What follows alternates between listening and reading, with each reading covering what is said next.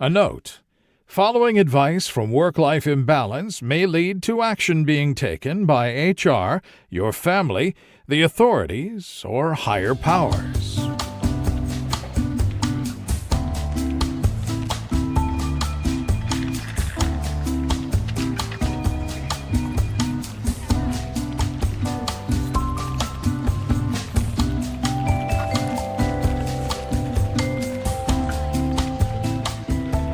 Welcome to Work-Life Imbalance, an advice show focusing on workplace and lifestyle issues. Any resemblance to actual advice, living or dead, or actual wisdom is purely coincidental. I'm your favorite freelancer, Frank Eastman. And I'm your lovable office companion, Derek Lewis. Our weekly agenda includes addressing some audience questions and taking on a few issues from the internet. But first, time for the daily stand-up, Derek. This is going to be an interesting show, I think, because you know how whenever you're preparing for any type of audio medium, maybe have like a cup of warm water with like honey or lemon, something like that. Yeah. I did that, but with chili instead. Oh, okay. Yeah, that's one of the best things for making sure that those old vocal cords get all good and greased up. good and gummed up, like throwing some sand into your Vaseline. This more phlegmy episode of Work-Life Imbalance. You have never heard us more phlegmy. That's not true. We've had some very phlegm heavy episodes with sickness and things like that. Non-sickness related phlegminess. How about that? And I'm a little stuffed up over here, and I just had some keto Thai food, so I think we're doing the best that we can. So, like how did you even do keto Thai food? Because you can't have coconut milk because it's got too many. It's too sweet. You can't have noodles. You can't have rice. Did you just have meat that Thai people had talked about? Like, that's it? It was a peanut sauce. The carbs are probably, marginal. In as much as there's probably more carbs than I would have liked. But Sure. Instead of rice, they put it on a bed of sautéed spinach. Okay, that's fine. It's not bad. It was pretty good. There's a couple of places here that work well with my dietary needs. Although less than I would have expected. I actually had more options in Birmingham and Atlanta than I do here in Seattle. I can see that. I feel that the most of the coastal cities are probably more vegan friendly than keto friendly, if I had to guess. Yeah, I could find thousands of places to eat that are vegan, including a burger joint. Which I'm in for. That's fine. I'll try some non-murdered animal meat, but no, yeah. I think that is kind of like that is a decision they make. Like, do we want to be a town that caters to like animal friendliness and like veganism, or do we want to cater to keto, which literally is let's kill animals as fast as people can possibly shove it down their gullet. Yeah, it's just, can you eat as much as you possibly can in the way of animal tissue? I mean, I've seen some vegan keto options, and it pretty much... No! It's various things that you can do with coconut oil. It's just coconut oil Frank, in many splendid forms. Stop. Let's not. Look, okay.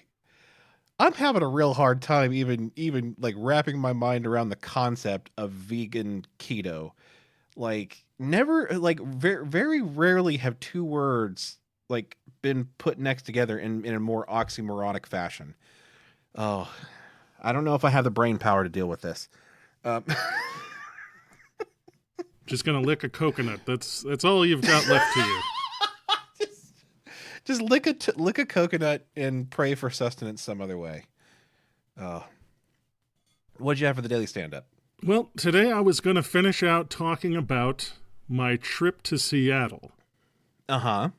Okay. See, Because I guess we hadn't actually made it too much further than the wall drugstore that Yep. that was threatening to suck you in and keep you in its orbit for all eternity, but you broke out. I That's mean, good. I'm still to some extent in South Dakota. Again, I will never have left South Dakota, and I will be there Right. forever. And in fact, I think we might have died when we went into Wyoming Uh-huh. because it was May, and Mhm. in Birmingham, that meant it was already 90 degrees. Right. Nice and gross. So we decided to take the Northern Passage. Okay. Instead of going across the south of the United States, we pretty much went up and then over, which is, how we ended up in South Dakota. Well, then we decided to take a shortcut along a little road that then went up into the mountains. Uh-oh. Oh no. And I don't know if you know this, Derek, but when you get far enough north and at a high enough elevation, apparently mid-May, the passes haven't necessarily thawed yet. This is correct. I learned about this on the Oregon Trail video game. I learned about this in many documentaries about the Donner Party. I'm just wondering how you were surprised. Sometimes I'm a dum-dum, Derek. Sometimes these things just... When I set off, I was worried about being sweaty. I was wearing shorts. I packed all of my coats and jackets. Oh no. Oh.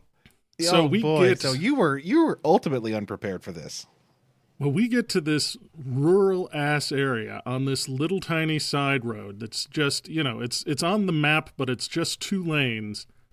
And the car starts to act up a little bit. Come to find out, the car doesn't like cold weather and high elevations. And guess where we were, Derek? Cold and high. Yep, it started snowing and the car started sort of sputtering out. Later, we learned that we've got like a spark plug that isn't necessarily wanting to fire under less than optimal circumstances. Sure, but you're supposed to have a few extras. Like that's what they're all there Yeah. for. So that if one goes down, you got like 5 or 6 spares. But we're trolling along, and it's like it's beautiful outside, and we're just kind of looking around, and we're like, man, this has gotten really rural really quickly. I mean.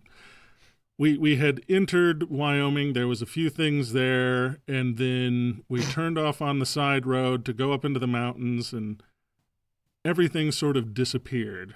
There weren't, any stops. There weren't places that you could get gas, and then the car starts acting up.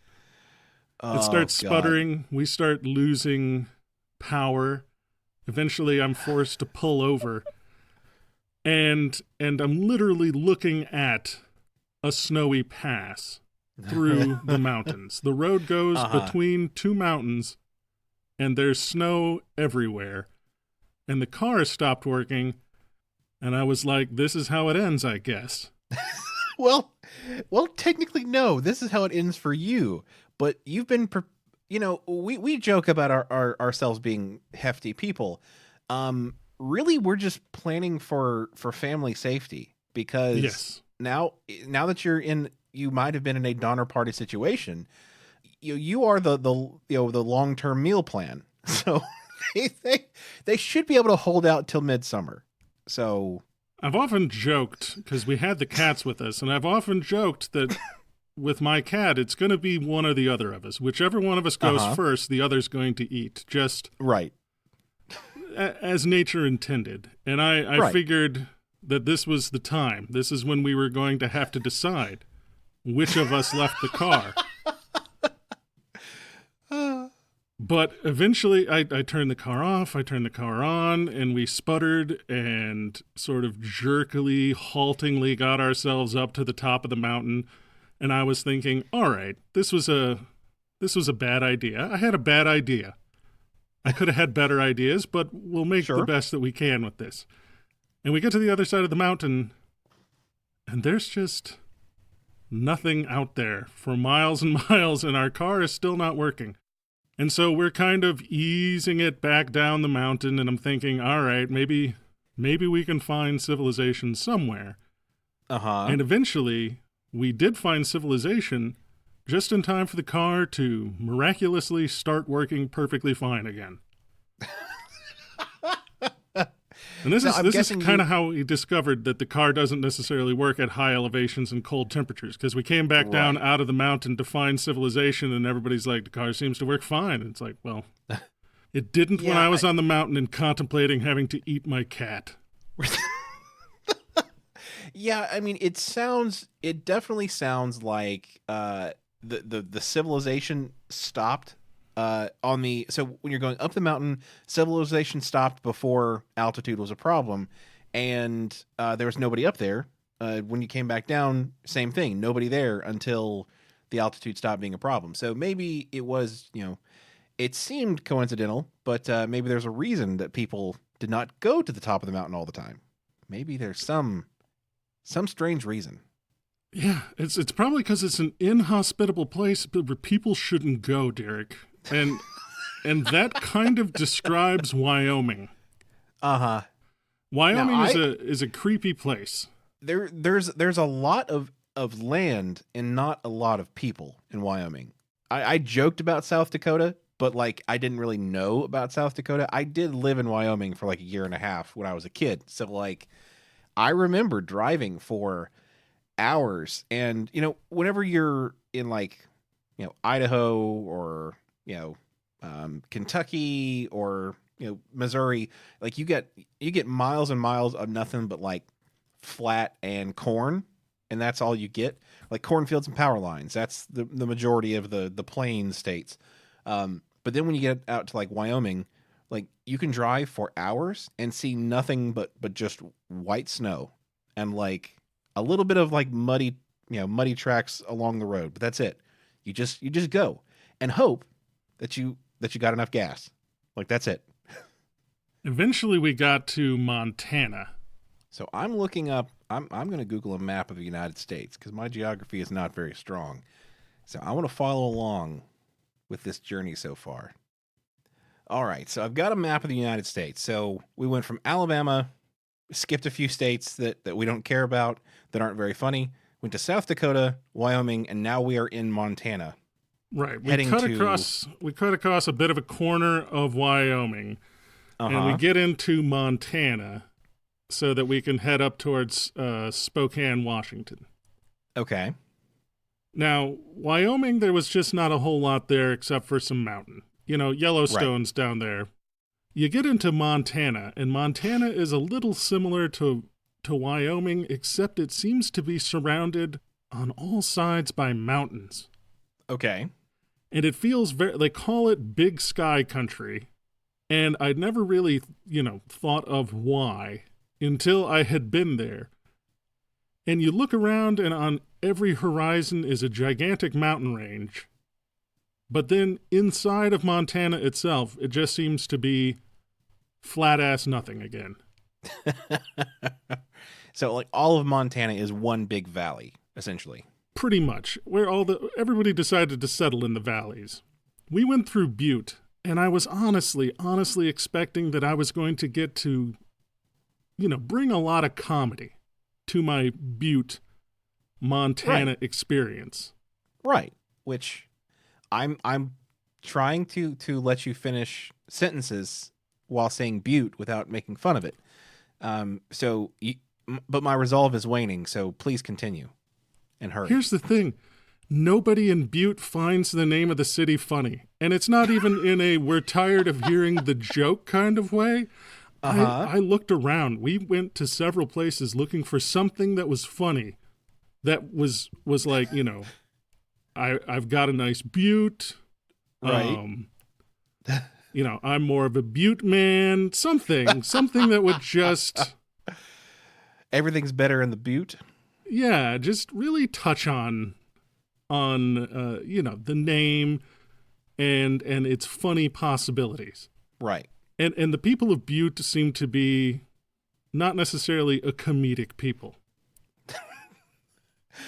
I mean, do you think it's because the life is difficult, or do you think that they're just not they're not much for wordplay? I think there's just not much for wordplay in Butte, Montana. They seem to be a hardy and hardworking people who don't have time for nonsense, like making fun of the fact that their city looks like the word butt. Right. And that's such a shame because, I mean, I feel that the rest of the United States has made them the Butte of a lot of jokes. Indeed. But, they themselves don't notice it or don't care or have built up a tolerance to not even have it register. That's a shame. So how long were you in the Butte? I was in the Butte for a while. I mean, you kind of got to ease in, and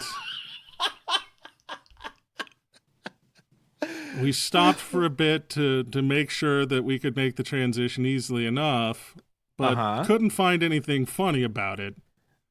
And eventually we had to pull out.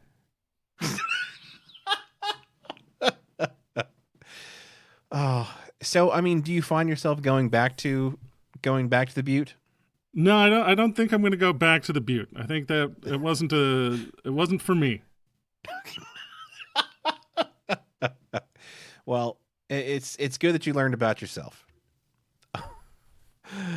All right, do you want to get to a question from the audience? Hey, BBs, business boys, in parentheses.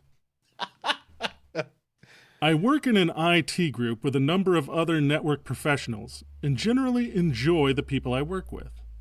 However, there is a concerning trend going on with one of my coworkers who has worked for the company for over 10 years. He has begun adding monitors to his battle station, as he calls it. It started with going from 2 to 3 monitors, which was understandable, but he just keeps going. He's currently up to 6 monitors and is discussing with management the need to add more. He has run out of desk space, so the next row of monitors will be mounted above the others on these strange, expensive stands that look like they are straight out of a sci-fi movie. I've asked him casually what he needs all those monitors for, to which he responds, "You can never have too many dashboards." I'm concerned for his mental health, but also for his physical safety. A collapse of a structure that size could easily crush him, and that would certainly negatively affect our deadlines. Monitoring madness in Middleton. So it seems Triple M didn't ask a question, or she didn't ask a question. Is it what do I do about this person, or how do I prepare for the inevitable disaster? I mean, I think it has to be both, because I mean, once somebody has set upon this slippery slope of like monitor expansion, it is going to be difficult to talk them out of it. So I think they do have to have that contingency plan in place for the ultimate. I mean, the ultimate outcome of this person being crushed underneath the weight of their mountain of monitors. Is there any way that we can prevent this? I mean, is there a structure that we can build that will be resilient enough? I don't know. I mean, I think that we do have materials on Earth that could construct some sort of structure to hold that many monitors, but I'm just concerned that you don't normally get those from Amazon. Like I am concerned that they may be going for cost benefit or cost efficiency rather than like pure construction strength. I mean, I imagine that you would have to get into mechanical engineering or structural engineering to understand the best structure. But I mean, what if this person like goes so far as to construct a literal like globe of a sphere of monitors, to where one monitor has like a little a little knob on it that operates as a door handle to let him out of the sphere, but it's basically like, I guess, like a hamster ball of monitors. I think I've seen this, Derek, and I realize now that Darth Vader was trying to get his Netflix and chill on when he was disturbed, and they had to lift up half the globe of monitors and put his hat back on so that he could get out. That could explain some things. And maybe that's where this guy, maybe this person is heading in the Darth Vader direction. Like, eventually he wants to get encased completely in monitors, not out of any need for additional dashboards, but so that he can become some sort of supervillain. I mean, that's not a bad thought. And I mean, it does seem to be like, I think any amount of like unnecessary excess of pretty much anything, whether it be, seizing power from, government agencies, or excess like body hair, or excess strength, or excess, X-ray vision, or anything like that. Anything to excess, I think can a supervillain make. So I think it's kind of what we're getting. How much is just enough X-ray vision, Derek? That's a question that immediately was raised by your statement. Not to interrupt, but I need to know, how much is the right amount of X-ray vision? Okay, so let me rephrase. Maybe it wasn't the X-ray vision, because I don't think, I guess there's not really like amounts of X-ray vision. I think I meant more like laser vision, like the ability to emit lasers, like emitting small lasers. Like, you probably couldn't conquer a planet, but like if your laser vision could like slice through planets, I think you could be pretty convincing to the UN of why you should lead the world now. That, I think that was my point. I'm sorry. I didn't mean to misstate X-ray vision. I understand that's an important distinction. But yeah. So anything in excess, I think the monitors, it could lead to a supervillain situation. My only question is, once he is permanently encased in his hamster ball of monitors, is he really a threat to anybody?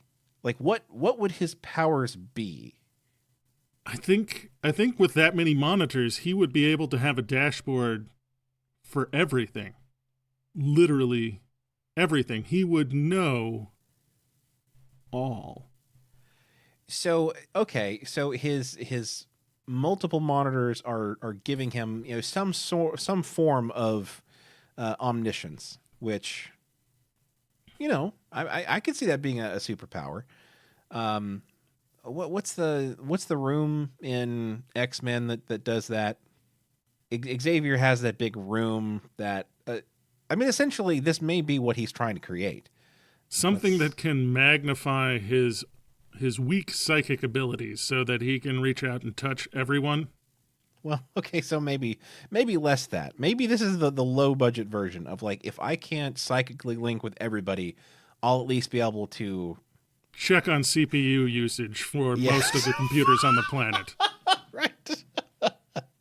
I'll know when RAM use spikes. I'll know when we're using too many cores on stock market computers. Something's going on. I think the supervillain thing may not be the most likely thing. I honestly think this whole hamster ball thing, even if he doesn't go as far as hamster balls, I have seen people use these walls of monitors essentially to cut them off from human interaction. Somebody that comes in and has like an entire array of monitors, around them. I mean, you probably are not going to be so keen on getting inside their personal space. So I think that may be the more likely thing that's going on. Doesn't it start with distancing yourself from humanity, Derek? You no longer can connect with normal people who don't know exactly how much hard disk space is left on all the computers in the planet simultaneously. So you're saying you that this can't is just see their simple human issues, and that's when you become Monitor, seer of all. Okay, all right. I'm back in the supervillain camp. Monitor. Okay, well, if we're leaning into it, who would be the superhero to try to defeat Monitor? A guy Maybe with something some scissors. or really any sharp object. Monitors are very notoriously bad against any sharp corner. Maybe something to do with privacy. I don't know. That in this day and age, it seems a little bit rote to have somebody be a privacy superhero. Iron filings, man. He just walks around and he's got like a cloud of iron filings around him, like Pigpen has dirt. Uh-huh. And he gets too close to the monitors and I do still feel that my argument that somebody with like a particularly pointy rock could get in there and just fuck it up the same. Maybe just saying. Ads man. Wielder of the most primitive axe. We've talked about what he may become.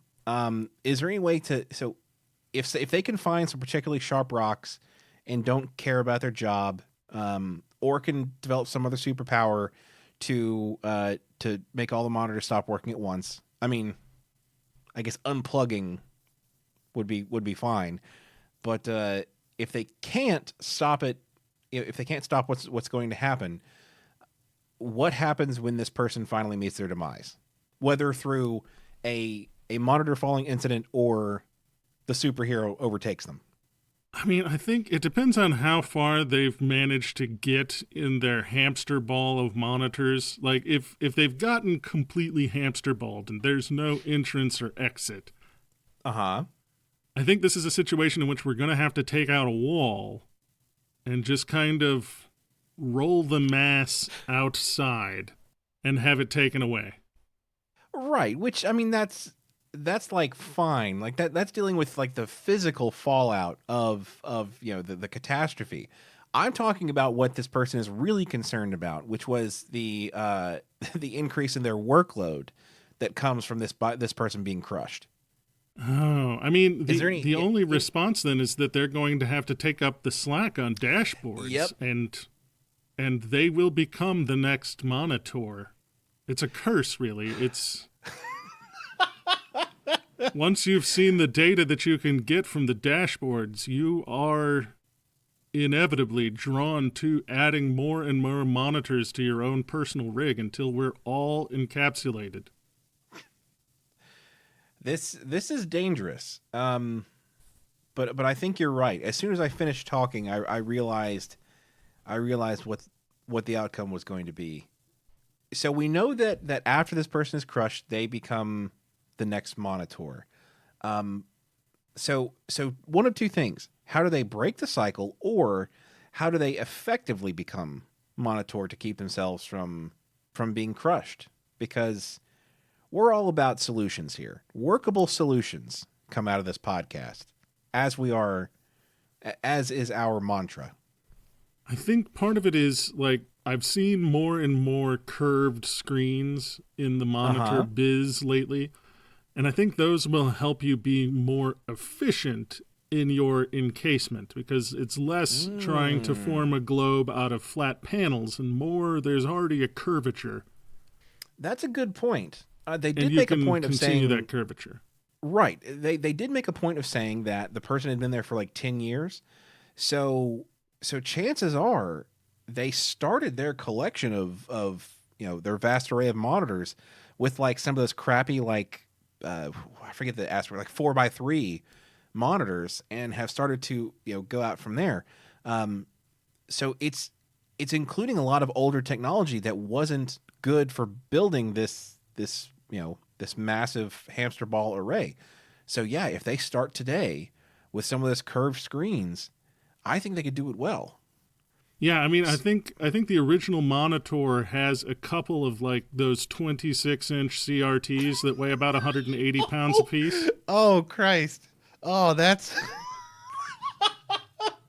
I was thinking about a full structural collapse causing the calamity with one of those bad boys. Like just one. Like if one of those just wings you on the way down, you're done. Yeah, I think that's a problem.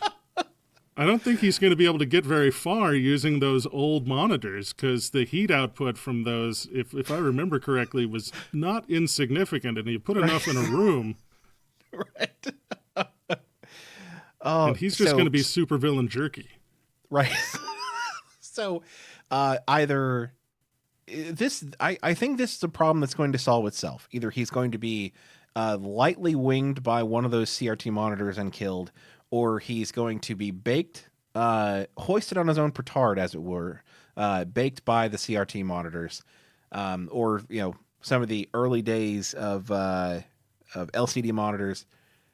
Either way, you should go ahead and start preparing, because you will be the next monitor, but you will be a better monitor than he ever was.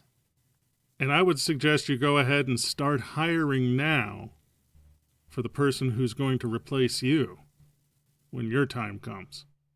Want to get to an issue from the internet, Derek? That sounds just fine.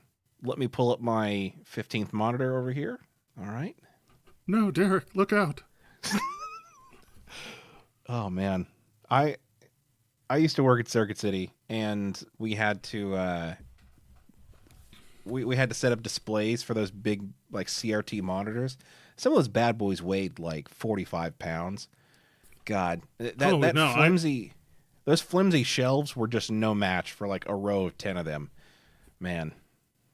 I had one, it was a 24 or 26 inch.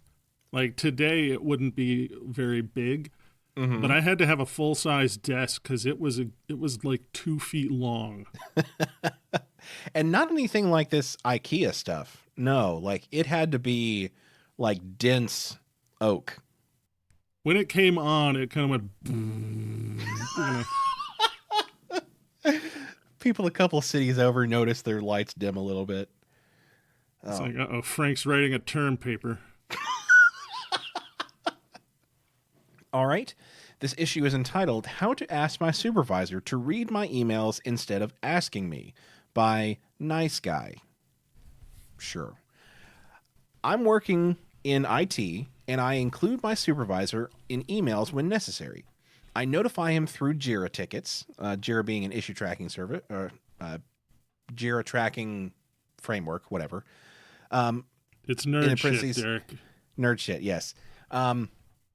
He will get email notifications whenever something he needs to be aware of about that particular Jira issue.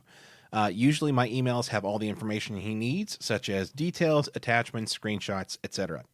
He sits next to me, and he always asks me things like what happened to that issue, and expects me to give him a 5 to 10 minute detailed explanation every single time he asks.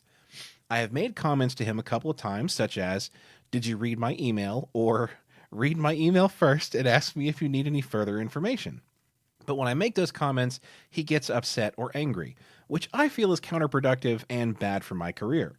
On the flip side, if he sends an email, he expects me to act immediately on that email. He and I are both developers, and our roles are 90% the same, so we both get the same number of emails / responsibility, except I'm reporting to him. He is not managing a big team, but only 2 people, including me. How can I ask him to read emails without spoiling my career? Because there's nothing a boss loves more than being asked or being told, read my email first and ask me if you need further information. Yeah, that goes over really well. I know that when I've confronted any of my supervisors with, "Hey, why don't you do some other sort of work?" they have responded with, "That sounds great. I'd love to take on additional work." Right. Yeah, so not even specifically the monotony of email, but asking them to do any additional work is a bad time. I get where this person is coming from. In a small way, especially for a small time supervisor that doesn't have hundreds of emails a day coming into them. If you email the person that's supposed to be making decisions and they don't read the email, they come to you asking for information, that's wasting the time that you spent typing up that email and wasting the time for that conversation. One of those two is wasted. So I get the frustration because you don't want to have to say the same things over and over and over. And typically, like for me, if I sent an email, I probably spent 15 minutes minimum crafting it. Even like a 2-sentence email, I'm going to just ruminate and obsess, and I'm going to craft that email until there is no life left, only perfection. And for somebody to not read an email that I sent, it does feel bad. I think we've got two paths forward here. Uh-huh. The supervisor is the supervisor, and there's not a whole lot we can do there, although we could get into that. If he doesn't want to read email, he's not going to read email. So the simplest solution to this is to stop sending email. But I think that's a sucker's bet. What you want to do is you now know that you can write anything in the email. And he's not going to read it. Sure. He's going to come to you, so you now have the opportunity to create two completely different narratives. One for posterity and one for right now. Oh. So you can put into email all about how he had agreed to everything that you want to do, and he's not going to disagree with you in the moment. He's going to come and he's going to ask you about things. You'll have a conversation and a discussion. Then you can go do whatever the fuck you want. And when it comes back on you, you can just say, well, it was in the email. We agreed on it. And then he's got to go back and read the email and go, huh.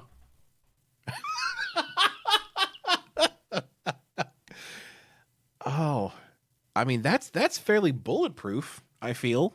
I'm not saying I've done this before, Derek, but I've done this before.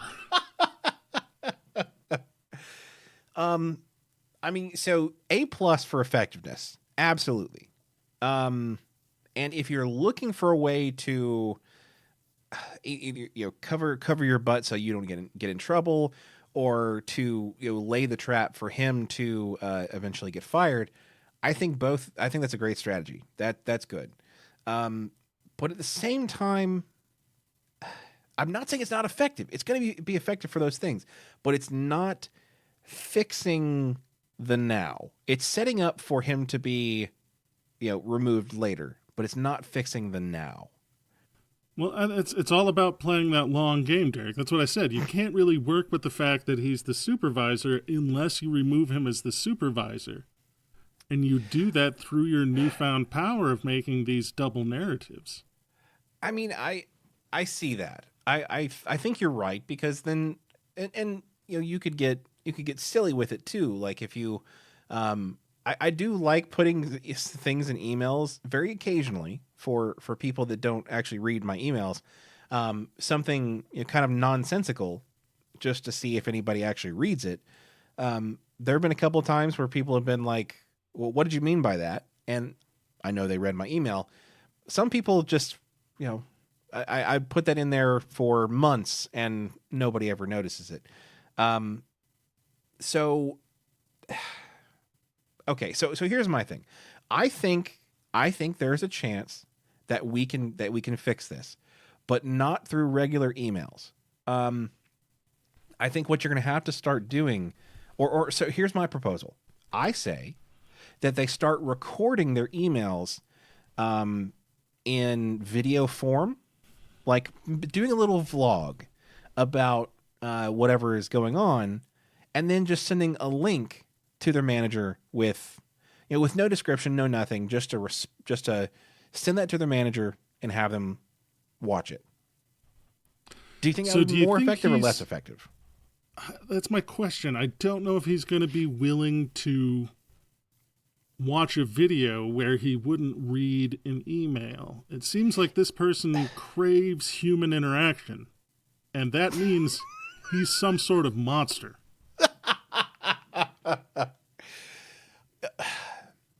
That makes sense. That really does, because not both parts of the argument make sense. If he's not going to read something, he probably won't watch a video of it either, because watching the video and listening does require Headphones, more input, not so great. But I think you're right. I think this person doesn't want to read email specifically because they want to go and talk to their coworkers, or this particular coworker. I think you save time. You're going to have to, you want to continue writing the emails, but since you know they're not being read, you can make it really quick by just having every single email filled with lorem ipsum. Okay, yeah, that's just so it looks like you responded, so he has some reason to walk over, but you didn't actually put any effort into it. Exactly. You might have like 3 words that are, "Hey, I got your email," and then it's just lorem ipsum after that. That's pretty good. It definitely, like I said, there were 2 problems initially. You kind of had to pick either one. Either you're wasting time with the emails or you're wasting time with the conversation. This fixes the first one. So you are, excuse me, yeah, the first one. So no more wasting time with emails. I'm going to submit a second, possibly effective way of doing this, and this is kind of the I would say the pedantic way of doing this, which Frank, I think you may find somewhat desirable. So I'm listening. Okay, so you send the email, you know they're not going to read it. Go ahead and print it off. And then when he arrives at your desk, you're going to give him the audiobook version of the email that you just sent. You present the email as a performance piece. Exactly. You start with the salutation. Uh-huh. Just, "Hey, John," and then you continue from there. I like this. I like it.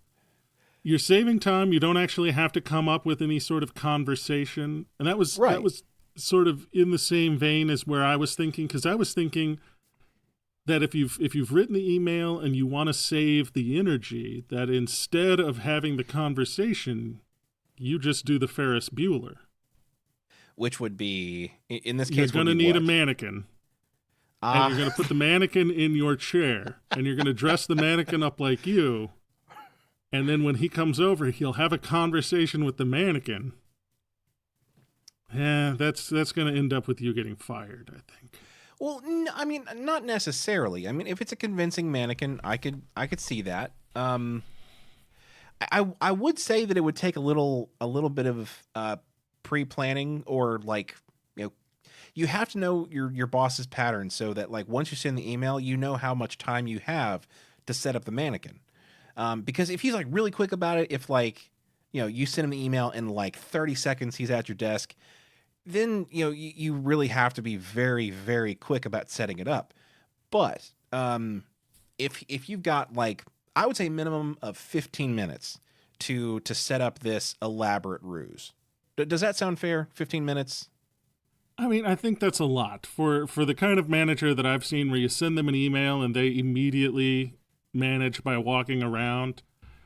I don't think you're going to have a lot of time. I think you're going to need to set up the mannequin, and then you're going to need to set up a complete secondary desk underneath your current desk. Okay. All right. So essentially you pre-set up the mannequin and the voices and the tape recorder and everything, and underneath your actual desk, you have this secondary desk that you use to then craft the email and send it. Exactly. That's where you're actually sitting doing the work. You've got the mannequin up top. You're a software developer. You can write a couple of routines that whenever he says something, your mannequin just goes, "Uh-huh, sure, I can do that." We have machine learning. We have the power. We can do this. I understand. I'll make sure to do that. I'll put that on my to-do list. I honestly think this is the foolproof plan. And that can be used for a lot of things, not just for like getting out of things with your managers, but it can also handle the small talk with your coworkers. Anything where you don't want to have human interaction, I think you can set this up for. Now the only question is how do we make this a service and then make money off of this? Because I feel this is an untapped market.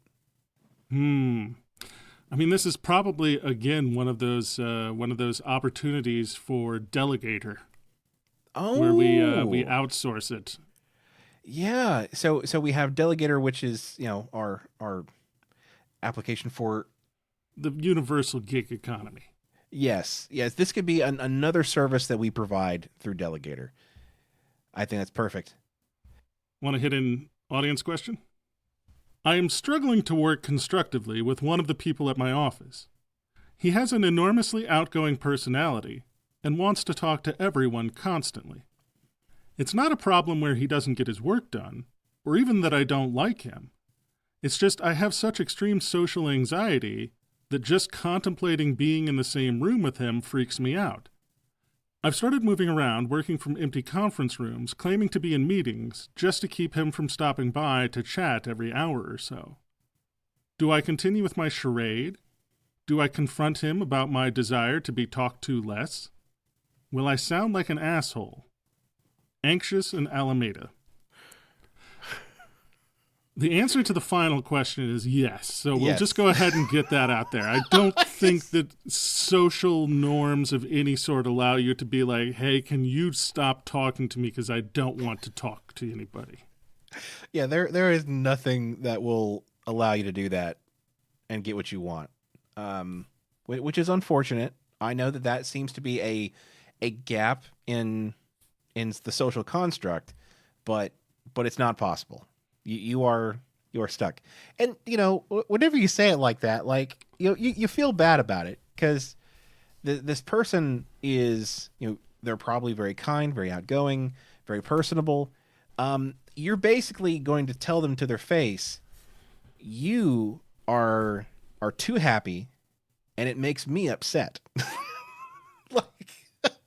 Is there any way to thread that needle though, Derek? I don't know. I mean, we're writing it off out of hand. That's my initial instinct, is that you can't tell somebody that you don't want to talk to them. But is there a way to tell somebody without hurting their feelings that you'd like for them to sit down and shut the fuck up?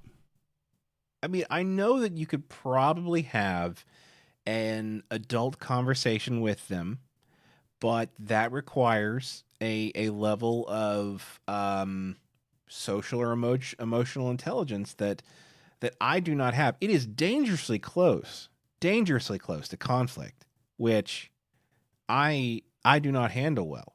So I don't know how to recommend something that would bridge the gap.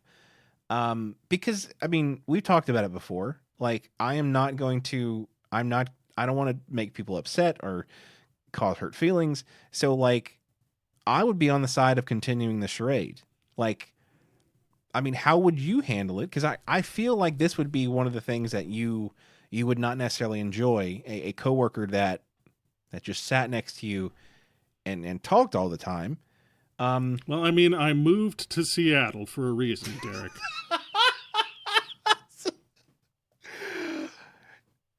So what you're saying is you may not be the best judge of a good option here. I'm like, my initial thought is there some sort of made up semi-disease like the infamous gluten intolerance? Not celiac. Celiac is a serious condition. Sure, right. But everybody's on the gluten-free diet. And I'm wondering if there's some sort of similar thing where you can claim for medical reasons that you have a conversation intolerance. You can be lactose intolerant. You can be gluten intolerant. Is it possible to be conversation intolerant? Now, I don't know if there's an official diagnosis, but I bet you could make this convincing. Now here's my strategy for this. So you probably won't get a doctor's note because nobody's going to diagnose you with that because it doesn't exist.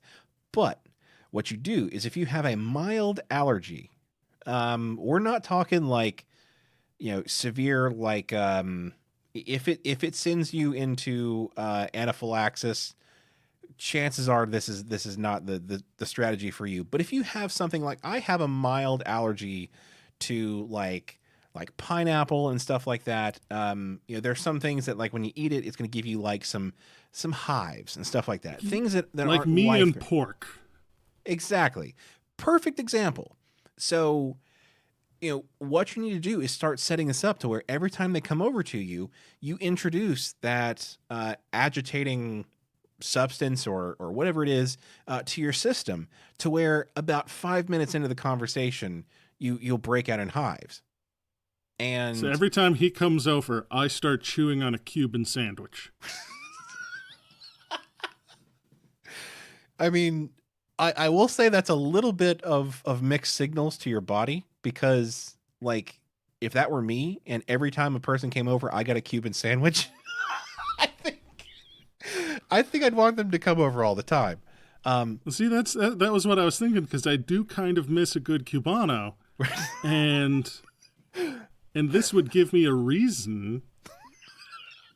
Okay, so it's not that you're wanting to rewire your brain to positive reinforcement, but this is just you want to get the hives, but you also want the pork. So this is the way to kill two birds with one stone and solve two problems at once.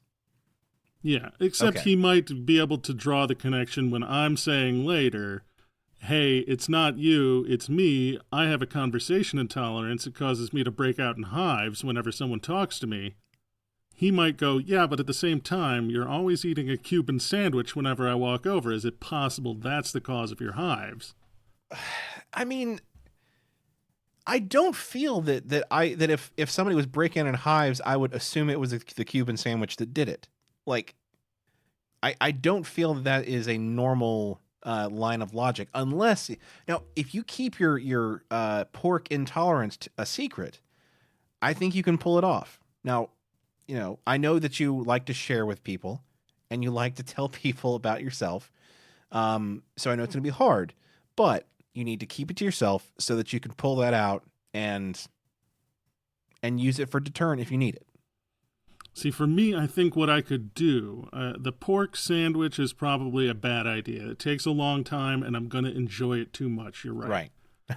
I think instead what I'm going to have to do is I'm going to have to do a line of ground up pork rinds. Oh.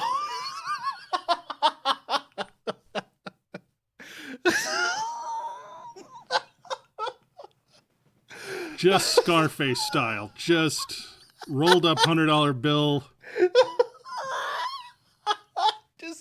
Just crush those chicharrones until they're a fine powder, and get them straight to the gourd. Yep. And then just break out in hives and be like, "Oh no, it's happening again. I can't handle conversation. I have to go take some allergy medications and lie down for a while because you talk to me again. It's not you. I love you. We are the best of friends. It's this stupid conversation intolerance that I have." I'll be honest, I'm really distracted about the physical mechanics of snorting pork rind dust. So I think it's effective. You'll have to be a little bit secretive about snorting, unless you have like a little what are those little things? A little snuff cap or whatever. One of the rings like they Yeah. used to have for snus back in the day. Those are. Uh-huh. It would be an awesome reason to wear a ring. Right. I do worry that might be a conversation starter, which might make the problem a little bit worse to begin with. But after you stick to your plan and get your little snifter of pork rind dust, man, that's got to be bad for the old sinuses, huh? Oh, I imagine that you're going to be out a lot with sinus infections or something if that's the route you decide to take. I don't imagine. I mean, I don't imagine that introducing ground tobacco into the sinuses was, a really good health solution either. Right. So maybe snorting pork rinds, it would be fine. I don't think I'm necessarily going to undertake the necessary testing to tell you whether or not. And and the thing is that you got to be real careful about the flavor of pork rinds you pick, because if they're not plain, you got a whole nother mess of issues. Like if you get those like spicy chile Get the chicharrones, spicy ones. you're gonna be in a bad way real quick. Like Get the habanero lime kind. that'd be a terrible look. It also would probably work, though, because every time they come over, you start screaming and fall down on the ground holding your face, so they're less likely to try and talk to you. Yeah, they might, they will stop talking to you, but they might be concerned about a couple of things.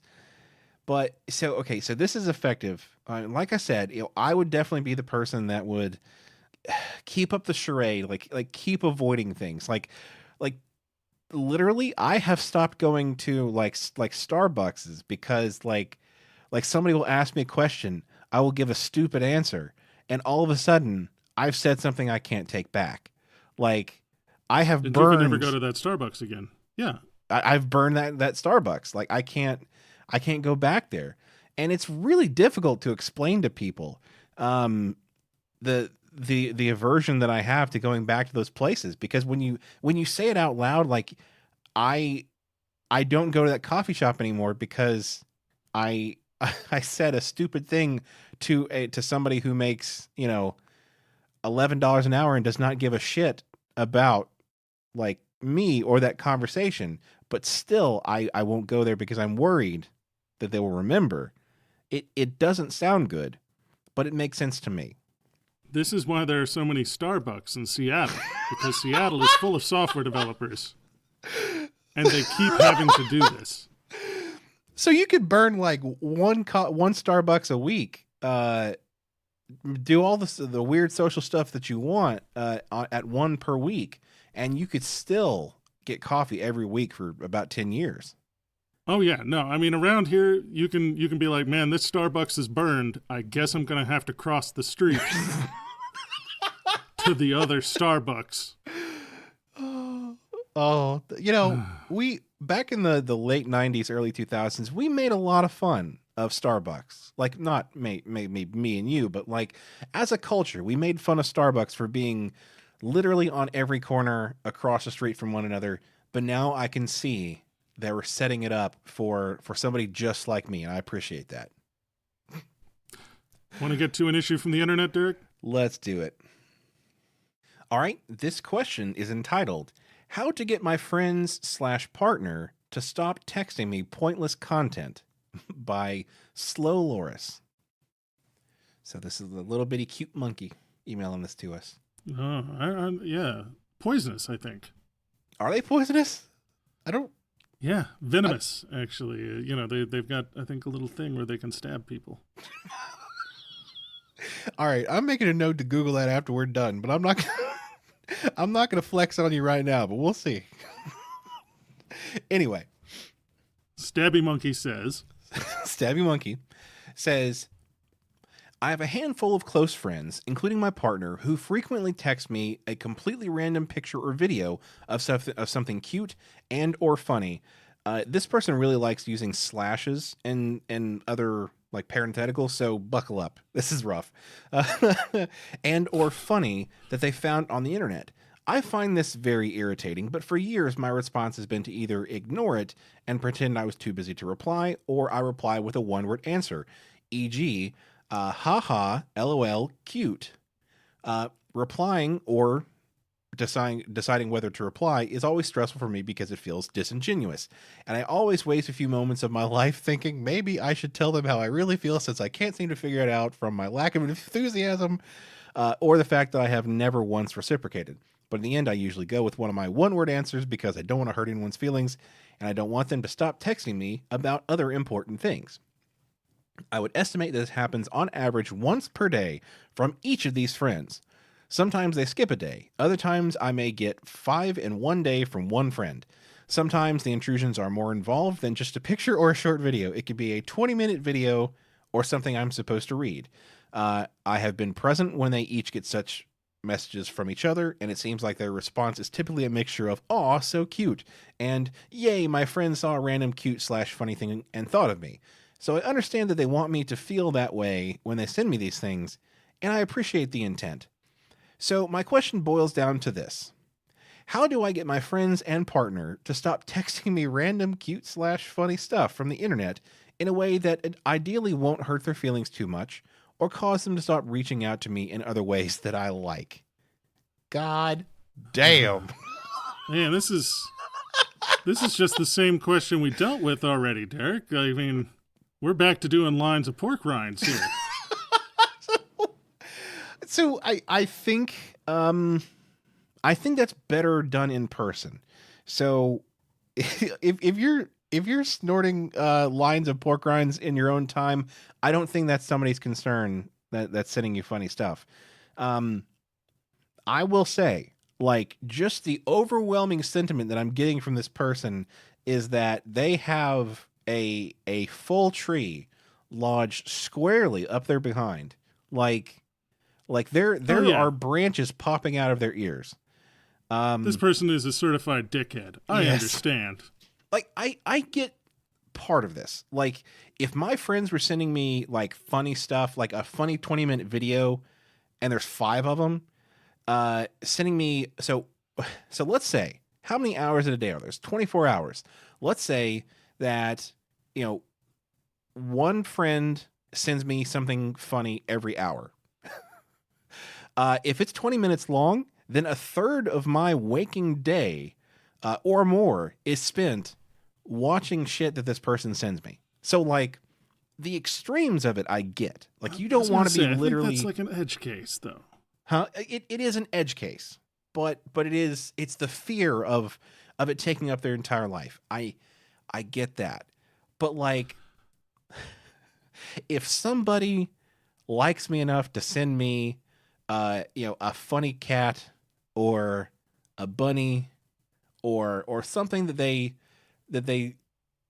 I don't know, something that made them happy and they send it to me, I'm going to be thankful, because typically I'm probably you can guess that I'm probably having anxiety somewhere. Like, it's just really, a safe Derek? bet. We hadn't noticed. You can, at any point in the day, if you think, is Derek having anxiety right now, there's a 50-50 shot that I will be having anxiety right then. So Derek is having anxiety about people realizing that Derek has anxiety. So there we are. You're not wrong. So, like, this would be something that I would enjoy, is to have people send me stuff. Now, it is the expectation of, reciprocating that is a problem. Because I've never been one to send funny stuff to other people. That's just, I don't know why. I've never felt the need to, like, I see something funny and then share it to other people. I guess it's because I'm worried that they will not find it funny, and then that will make me okay. There are multiple levels of anxiety to this question. I'm going to shut up for a minute and ask, what do you think about this, Frank? God damn. Well, for me, Derek, this is where the modern world comes to the rescue. Uh-huh. With 2 things that are going to save this person. The first is thumbnails. There's usually a thumbnail on any video that gets sent to you. Right. And it probably will show the title or maybe something that is going on in the video. It gives you a scant amount of information, but it gives you enough information. The second thing that's going to save them is emojis. Because that's all you got to do. You got to look at the thumbnail, and then you respond with the appropriate emoji. If it's a friend and it's something good, you just give it the thumbs up. If it's a friend and they send you something and it's a cat video, you just send back, like, a cat head emoji and a thumbs up. Done. We're good. We didn't even have to watch the video. So, I think for 90% of cases, I think you are correct. But what about that one time that they send you a video where it's a picture of a cute cat and the title says, "You'll never believe what happens," and the cat dies in the video, and you send like a bunch of, like, laughing, crying emojis? Like, that seems like it would say something that you don't want it to say about you. I mean, then you're just going to have to stick with the narrative, Derek. You're going to have to double down. Because it'll solve 2 problems. One, they'll stop sending you cat videos because you're some kind of fucking monster. Oh. And 2, you'll probably have fewer friends. Right. Which isn't that what this person really wants? That's what it's all about. That's what this whole fucking podcast is about. It's how to lose friends and alienate people. I'm gonna write a book.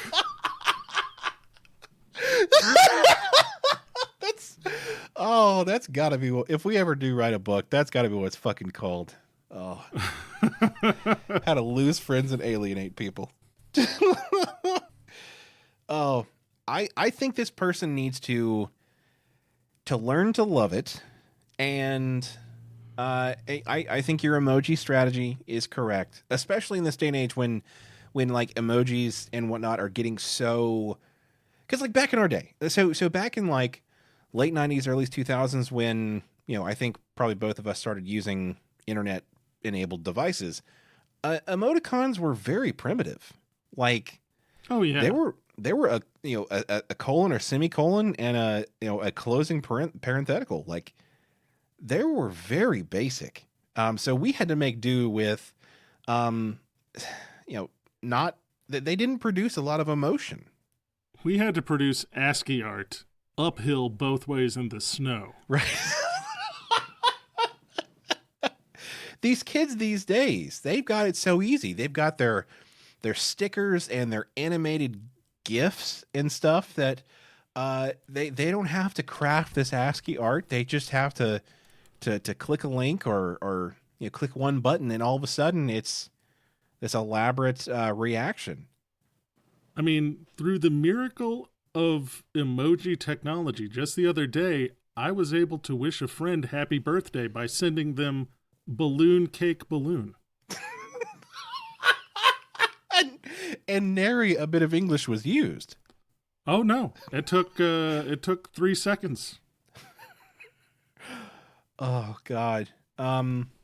We not we as in you and I, but like as a culture, I think we often look back at the hieroglyphics as, boy, how in the world did they communicate with just symbols? Just pictures and using small things to mean bigger things. Which I guess that's what letters are all about, but it was specifically pictures in this case. Are we heading back to that? Like, are emojis going to be the 21st century's hieroglyphics? I think they're already there, Derek. I mean, you can send television, eggplant, sweat drops, ?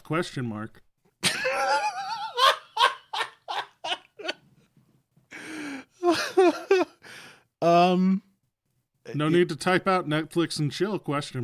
Right. See, I'm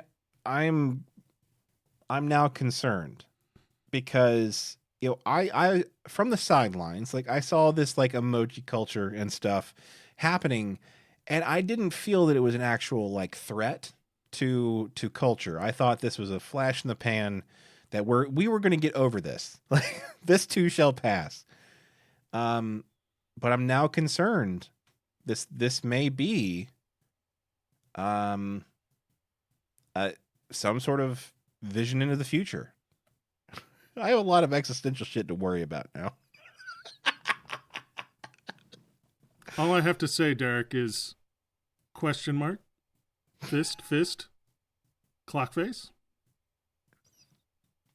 I don't know what those mean. I'm scared. I'm scared and confused.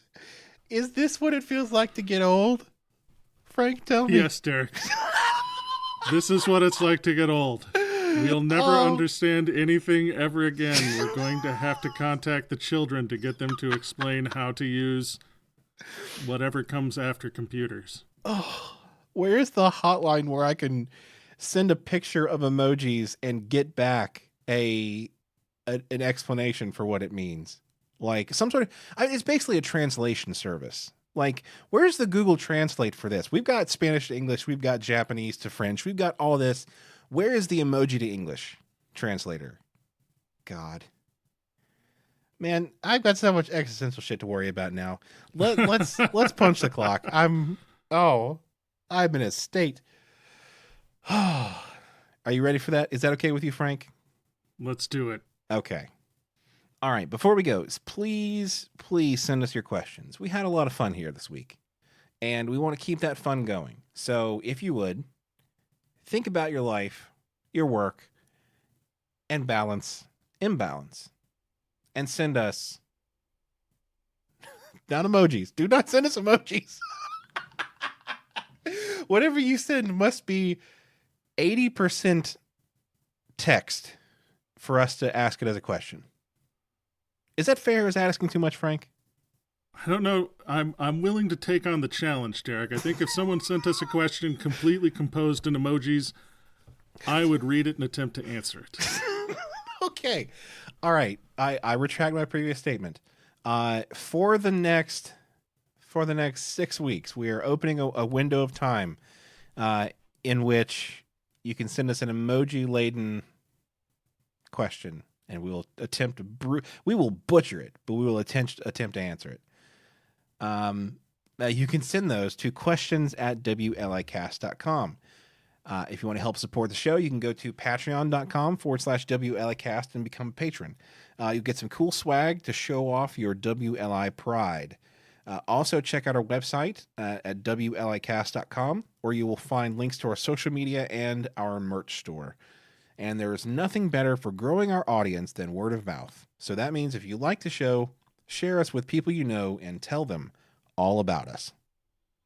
Tell them that we're keeping it 100.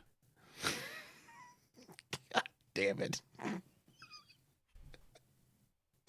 This has been the Work-Life Imbalance Podcast. I'm Frank Eastman. I'm Derek Lewis. And with that, I think we're going to have to transfer you.